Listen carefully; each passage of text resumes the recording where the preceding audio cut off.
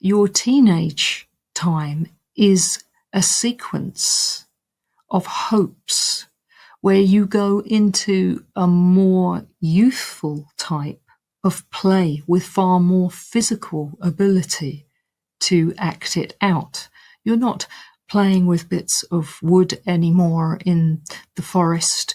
You're not so much perhaps on some of the toys that you previously had. You're starting to get into more sophisticated things like bikes and skateboards, maybe on devices as well, in a healthy way to find yourself, express yourself, and also move your body and translate what's in you physically more and more out into the world. This is why there's quite a lot of incentive in other areas of the world to try and draw your attention away from what's going on inside you so that your energy is pulled towards other sources and frameworks that can use that energy. You're getting more and more powerful spiritually, and you're just about to land that materially in this reality as you go through your teenage years. And if all of that gets siphoned off down other avenues, it can be very invigorating, inspiring, and also powering for other interests.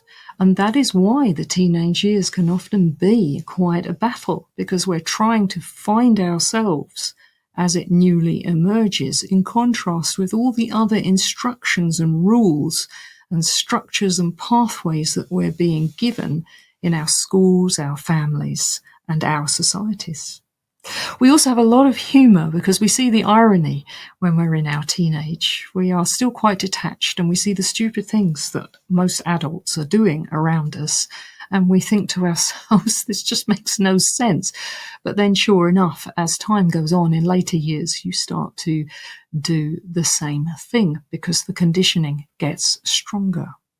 So the energy of the teenage setting is often about a playful mischief, which is innocent and is also of positive intention. It's not harmful, but it does get demonized as being unruly and potentially dangerous or subversive.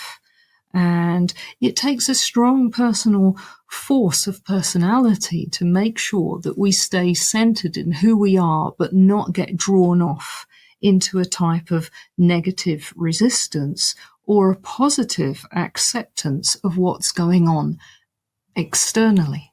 What tends to happen is that we get pulled into conformity or rebellion during teenage years, and that conformity or that rebellion is all conditioned by something external.